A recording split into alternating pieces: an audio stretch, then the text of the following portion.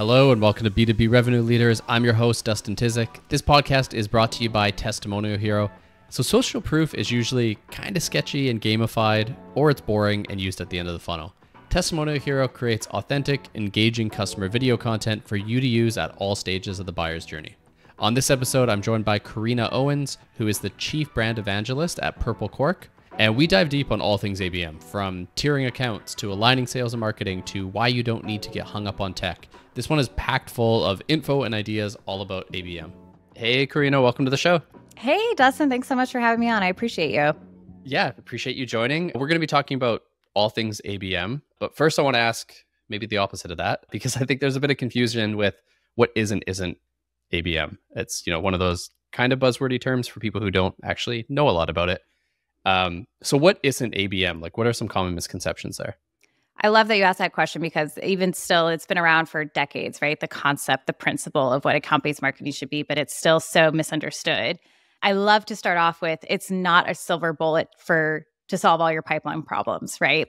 This is a very thought out, orchestrated go-to-market strategy that takes time to develop and align and get understanding on your perfect ICP. So it isn't a silver bullet. It's not just targeted ads. It's not just if you're an enterprise organization or if you're selling to enterprise organizations. It's not just a marketing strategy for those groups. It's not a technology. It's a strategy. So I think those are probably the core buckets of what I love to dispel very quickly with people when they have common misconceptions about what account-based marketing is. Yeah, I like the call out of it's not a silver bullet, because maybe not all marketers, but some senior leadership who aren't familiar with it will just say, company X is doing ABM, they're killing it. You guys go do ABM, go buy the software, right? Yep. If only it were that easy. I, as a marketer, make my life a lot easier. It's just not reality. Yeah. So I'm curious then, say someone gets that directive from the top down, go do ABM. What's the most common place people go immediately that, they should pause and maybe think about first? Yes. They instantly equate it with a technology platform or vendor or a specific type of channel, like targeted ads, display advertising. So that's a terrible place to start, simply because these vendors are not equipped to tell you what your go-to-market strategy should be, which is really all that account-based marketing is, right? It's a go-to-market motion to attract the right buyers. So I would always tell people to stop. You can do account-based marketing with just a LinkedIn Sales Navigator list. You don't even need a CRM and some cold outbound, right? That can be the first play you do with your account-based marketing program. So I would always pause and reflect and say, go back to the top down or to the top and say, hey, what is the objective here that we're trying to reach with this program? And make sure that all of your senior leadership across sales, across client success, even across product, if you're selling a product, are aligned to what the purpose is and the goal is for launching an account-based marketing program. Yeah, and I like the mention of different teams there and aligning on it. And I think, you have to align on a messaging, all of that. I think what you have to do first, and probably the hardest part, because you ask 10 people in a room, they're going to have different opinions, is who your ICP actually is.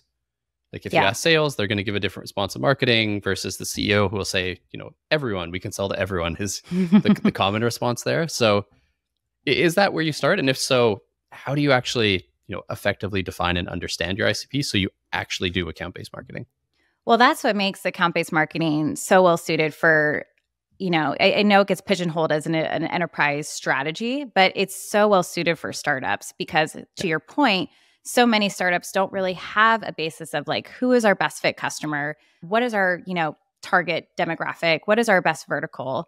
They often don't even times have, marketers in place that are well suited to have all of this research and data for you, like product marketers, right? That's much further down the line typically for who you hire onto the marketing team. So really what I tell everybody is that if you're positioned to do this, either as a marketer or an account-based marketer, you're really taking the role of being a steward of your account data. So you do take in, qualitative feedback, okay, what is the sales team, what is their wish list, right? But then you have to go a layer further and say, okay, well, why are these the logos that you want to attract? Do we have research that tells us that our product is really well fit for them? I think oftentimes too, people will often launch with this kind of wish list strategy of we want to get all these glorious logos, et cetera.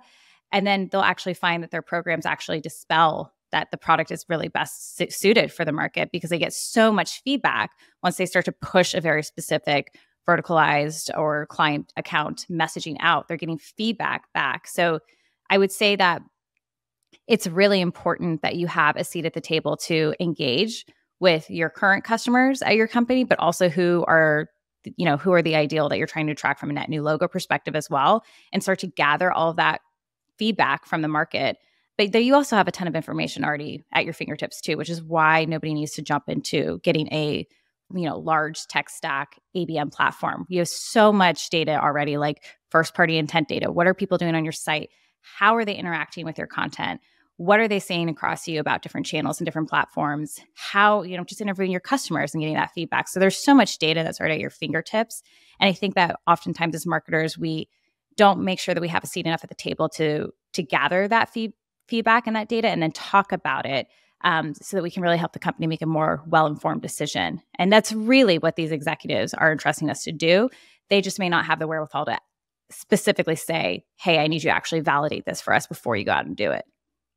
Yeah, and I do want to go into we'll save it for a little later, but the go-to-market team. So actually not just marketing doing it, but I think one point to call out there is the market research side. So like you said, talk to existing customers, but I like the fact that you called out actually put it into the wild and iterate and go from there. Because I've been in rooms and at companies where we kick around ICP for months at a time and talk to our customers, and then you put it out and it doesn't work, and then you got to pivot anyways, right? So I think there is an advantage of just speed to market and see what works, which startups are usually better at, honestly, than larger companies, which is kind of interesting there.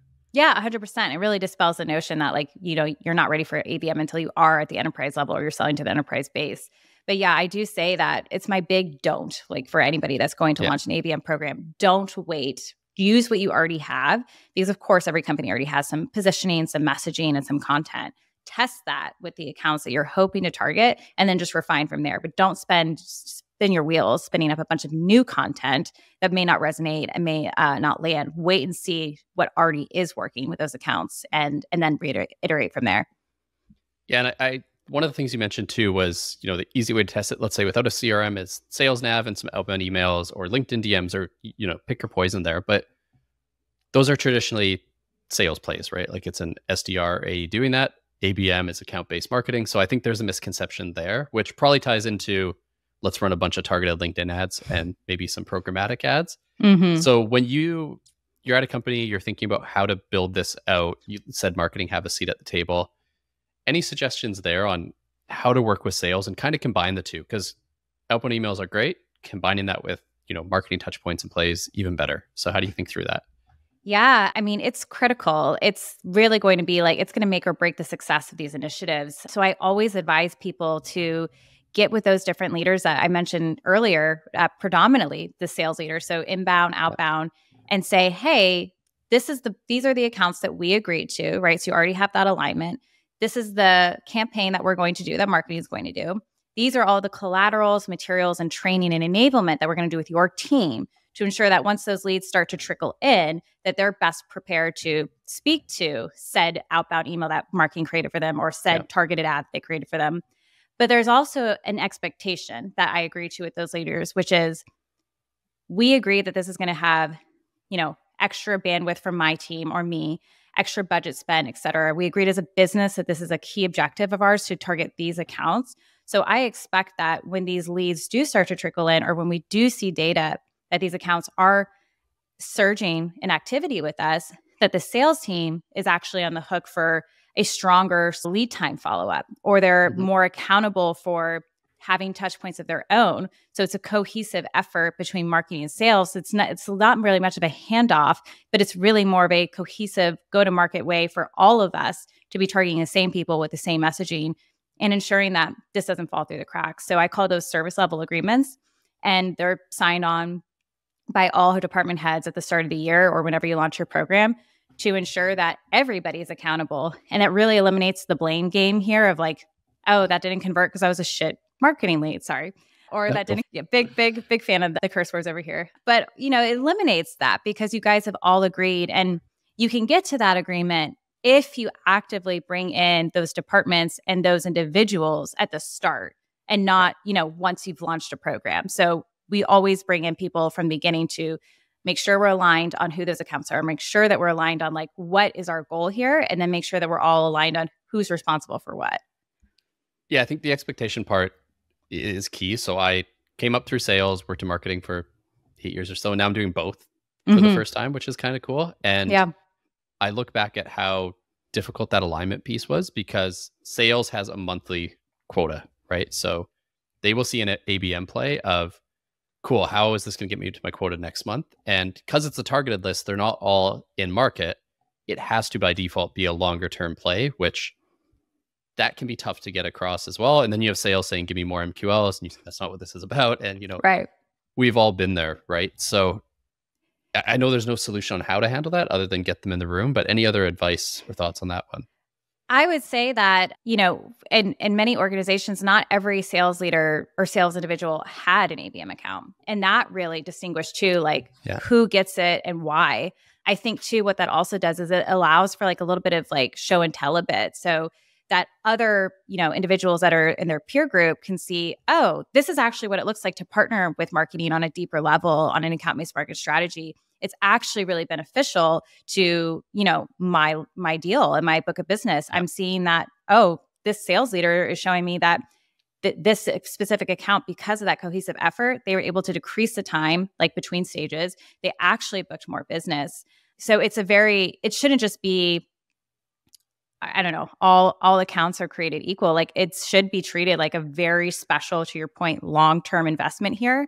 But they're seeing it, if you do it right, you should be showing them that this isn't actually making it harder to do their jobs. It's actually making it easier to do their jobs because they actually have more dedicated resources, right? And it should always be like, take an SDR or BDR, for example. I've always made sure that when we're giving them these expectations, these SLAs, these metrics to hit, it's not outside of what they're already supposed to be doing, right? It's not outside of their quota or how they, their metrics that they have to hit, number of dials, number of whatever. It's still inside how they need to do business and how they, go to market. We just have to position it as you're actually getting more insight. You're actually getting more programs that you can invite people to. It actually warms up your accounts a lot faster. So maybe they're not in the market for you today, but know that based on this historical data or data that you start to obtain, it's actually more likely that you're going to have more success with closing that business. Yeah, I mean, that long-term view is so important there. And I think in addition to, like you said, those early signs that you'll start to see, there's also just some intangibles for both team to get insights from the other one 100%. That you might not miss. Because being in this role as well, I watch a lot. We don't use Gong, we use a similar, cheaper version, but we use a recording software. Right. I watch so many calls, and as a marketer, it makes me write copy better. And I mean, that's not ABM, but it is that overlap that helps a lot. And I think ABM's the same way. Like sales probably learns a lot from messaging from marketing and vice versa. 100%. I mean, it's by far the best marketing approach to, uniting all these different go-to-market teams. One thing I've done too is I don't ever assume, I'm a former educator, so I never assume that launching a new program or launching a new messaging or campaign, I never assume that once I tell it to somebody one time that they really absorbed all that information. So I really encourage marketers to hold what I would call like an ABM drop-in office hour. And I recorded those calls so that people that maybe didn't know what to expect out of it or didn't feel like they had anything of value to ask or say could then listen to the call later. And what they would find is like, oh, I'm seeing the collaboration between Corrina or somebody on my team with a sales representative. And oh, that's what this partnership is supposed to look like. I now see how I can, get more involved and in the weeds with account planning and going to market with them. And we would find that people would be raising their hands like, hey, is there any way that I can make this account an ABM account? They're having, they're basically selling to us why they wanted to partner with us because of all of that show and tell that we would do of like, this is what success looks like. This is what a successful partnership looks like. This is what we bring to the table. Yeah. And so I do want to get into, you mentioned this becomes an ABM account. I think there's a whole discussion there, which we'll get into on tiering. Is it one-to-one, one-to-many, one-to-few? There's a lot of different routes that we should go there. Maybe actually let's dive in that now. I think that's a good one. Is how do you think through that? Because sometimes marketing isn't part of that discussion, which I think is a giant mistake. I think they need to be involved. But how do you think through that and come up with, essentially tiering at an early stage? Yeah, it's a great question. And I will say that this probably looks different for so many different organizations. But what I have found to be most successful is to start those conversations really early around the time that sales is looking to book their new book of business for the new year. Yep. And what we've actually done is we've actually helped, because of the way we've approached it, we've actually helped beyond just the ABM accounts. We've actually helped the entire team figure out, like, cleansing their own data, our own CRM, saying like, what is really, worth spending our time on. So we will take our universe of who we can sell to.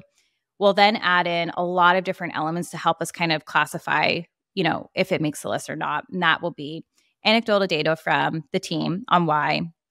It'll be, just general, like what we know works well. So we're comparing it to our best fit customers. Is it the right industry? Is it the right size?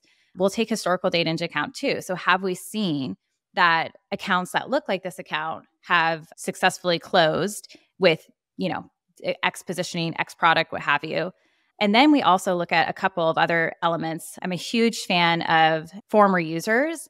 And we've used a tool in the past called User Gems. And what they do is they actually identify for you if one of your current customers or former customers has moved on to a new role. And with all the job changes and the volatility of the market, I mean, we were seeing people change jobs 2 to 3 times in 1 year. And these would be stakeholders that we know are raving fans that we spent all this time marketing and building up this affinity with. And then we would layer that in, and we would find, especially in a larger selling environment, we would find 50 to 100 users at an account that we had not been able to build traction with. And that would also help to, elevate whether or not this should be a target account or not. But to that point, once you have that list and you agree upon that, we always took an agnostic approach as far as sales reps. I have always in my career. So I don't want to favor a sales rep just because maybe they've been the top seller before. Like, I really want to look at, is this account right for the business? And so all of that data of comparing it to what we know already and then making some assumptions about what we think is critical. And the more that you can align to with client success, I think is critical, because this is such a long-term play. Really, really, really focusing on expansion and retention is just the perfect game for ABM. It doesn't just have to be net new. Yeah, I harp on this a lot, so listeners might be thinking, shut up, you talk about this enough. But I do think those 3 need to be an actual go-to-market team, like sales, marketing, CS. And I do like the fact that ABM actually does that and enables it. Mm-hmm. So let's say, you have your list. The call to former customers is a good one because that's low-hanging fruit. We've had a ton of success doing that as well. It's just easier. It converts better. It's the warmest intro you can get. Yeah. But I think a lot of people then hear ABM and they think, I have to personalize every single thing. Every account needs a microsite and I need to send them a special gift. And not all accounts are created equal. Right. And not all people have unlimited money and unlimited, time. So how do you think through that usually? Is it, these are tier A top accounts. They're going to get more high touch. This is going to be, one to few, one to many. Yeah. Yeah. How do you do that? To your point, I mean, if they're an ABM account, then we have decided as a business, whether that's 25, 50, or 100 accounts, that these are critical to win for the business. These are must-have clients. But the way to structure who gets what at any given time, I have found to be most successful to look at from a stage perspective. So, there's no sense in building a microsite and custom collateral and, large scale one-to-one events for an account that may not be as familiar with you as somebody that's already actively, betting you against another competitor and actively in the buying cycle with you. That's where you should really be spinning up all your wheels. That's where it's like all hands on deck from an account perspective, in my opinion. So for me, I've always taken like a funnel approach to that. So there will be just a wide net of campaigns that work very well for people that are early on in the journey. And as they start to show us more intent signals that indicate that they're either in market or going to be in market, that's where you can start to tier out what those different programs look like. But making too many assumptions outside of like what we already know. So you can just start your program right away. You have people in the pipeline already, likely. Those are people that you should be testing those more one-to-one, highly personalized outreaches with, rather than people that are just getting to know you. Yeah, and I think to tie that in, I think where people also get lost is a bit on the measurement side, because you measure success for each of those differently. Yeah. Like say they're, top of the funnel. Funnel's always a weird one to talk about because it's not really like that. But you know what I mean, right? When they're not super aware, you're not going to measure that on how many of those bought that month. You're probably going to measure it of how many accounts did you actually get in front of, how many went to the website, like how many took another step. So is that kind of how you think about it? And then for the ones that are in market, that's more pure revenue focus for the measurement side. Yes, definitely. I mean, what I also see a lot of people not doing in their ABM journey is there needs to be a control group, right? So all the key metrics that you talked about are critical, and there's no reinventing the wheel here, right? We already know that it's important to get more people on the website, to spend more time on the website, to want to book a call, to want to see a demo, to attend an event. The list goes on and on and on. Those are the same metrics. You're not reinventing the wheel here on what matters and at what stage does it matter.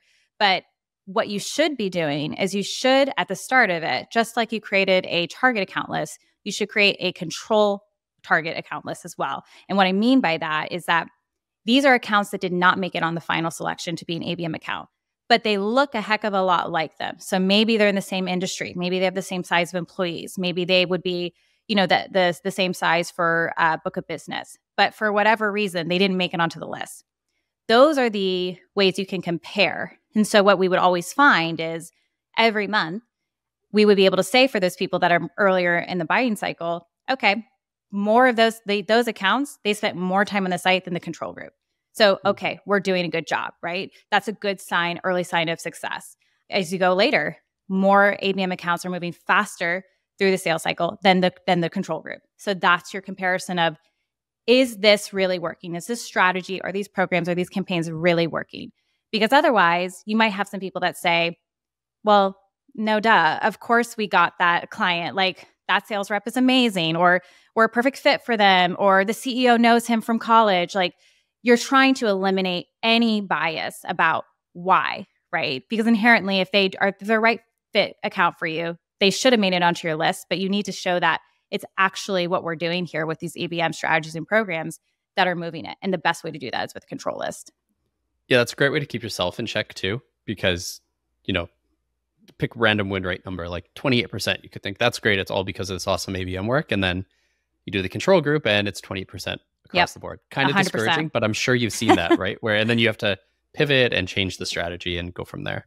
Yeah, definitely. I mean, like I said at the top, I've launched ABM campaigns where the C-suite was adamant that it should be this vertical in these accounts. And come to find out, no, like they were not in market for us. We were not customized of a solution enough for them to buy us, and we couldn't get through all the regulations that they needed us to get through with our current product offering.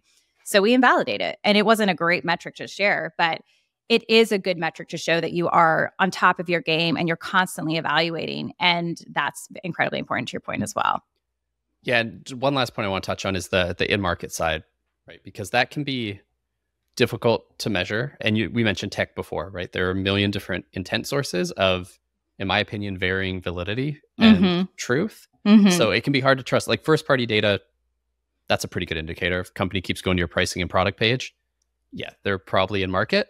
But there's a lot of, millions of different intent sources. So how much weight do you put on them? Maybe what are some that you favor and that have worked well?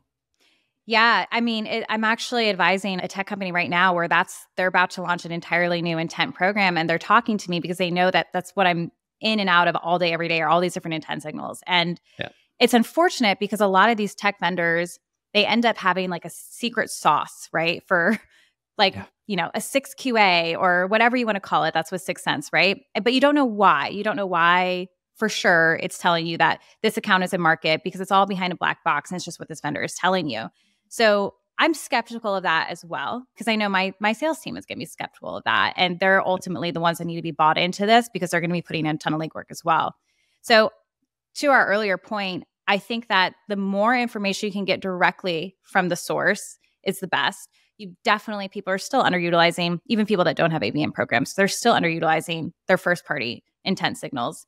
And then like we talked about as well, those former clients, it's so unfortunate to me that so many organizations are not set up, from an operations perspective to track that and then act on those data signals.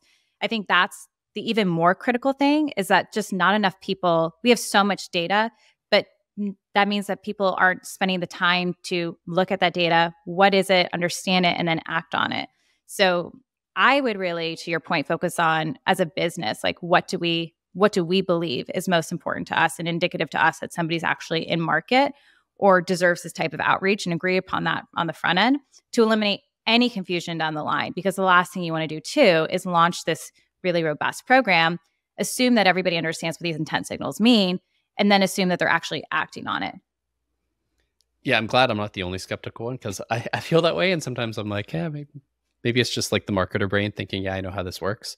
But I think, like you said, though, there's so many different sources that maybe when you start to combine them, though, and you see trends like, pick G2 as a random example, right? They were reading G2 reviews, and then they're showing up on Sixth Sense as being in market. And then you can start to see the trend. So I think there's enough out there where you're right. Like trusting one just fully as a black box is a little bit scary.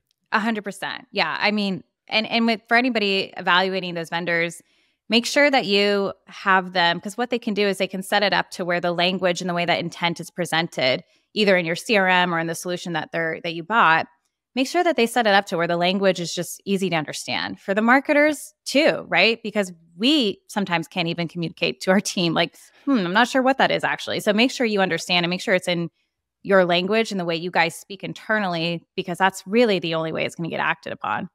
Yeah, absolutely. So I feel like we covered a lot on ABM. I'm going to go maybe off topic because it's something you mentioned before. Sure. And this might turn into a rant, but from either of us or both, you're talking about, on LinkedIn, thought leaders, it's kind of turned into a bit of an echo chamber there. And there is a curation piece, I feel, where you have to do a bit of work. You can't just rely on the algorithm to serve stuff. But I found that as well. So I'm curious why you think that's happening and, what you're doing to kind of improve that experience for yourself. Yeah. God, it's what I like about LinkedIn is that unlike other social media platforms, it's definitely a place that I feel is a bit more in a place to have conversation, dialogue, right? And that's kind of what I really aim to do with any content that I put out there.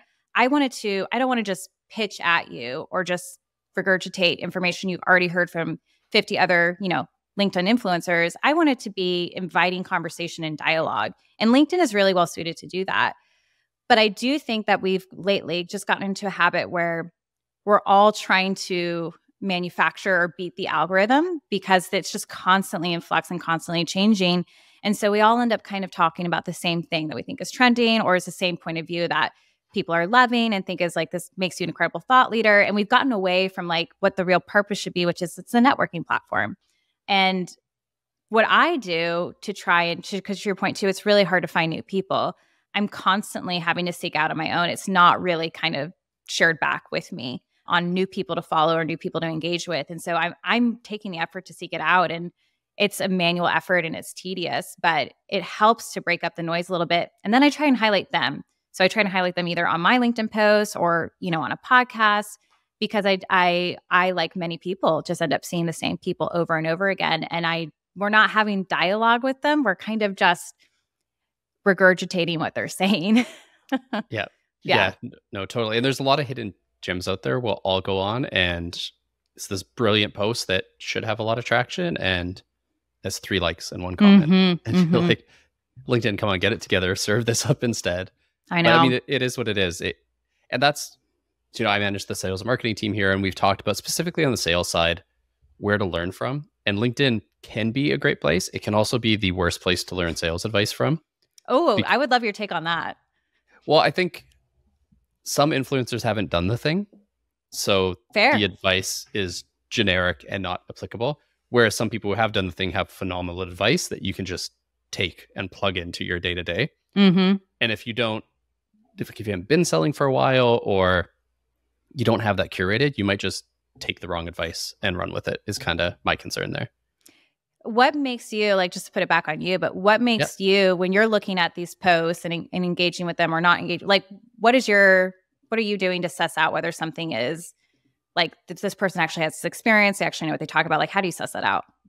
Yeah, part of it is from the post itself. Is it actually specific? Because a lot of it is kind of platitudes. And, I've taken enough sales courses over the years where I know this is, you took something from Sandler.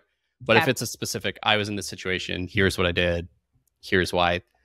Just you were an educator, you said, right? Like, people remember specificity. They don't remember theory and generalization as well. Well, they connect to it too, right? Exactly. Yeah. So that's kind of how I do it. But it's hard. It's noisy out there and we're all trying to stand out. So I know. Yeah. And I think too, like, I really wish that we would I've gotten myself to, I'm like, I can't really focus on the number of followers. I have to be focused on the engagement. And that's gotten harder to do. I have to check my posts constantly because I'm no longer even alerted about like, I missed so many replies.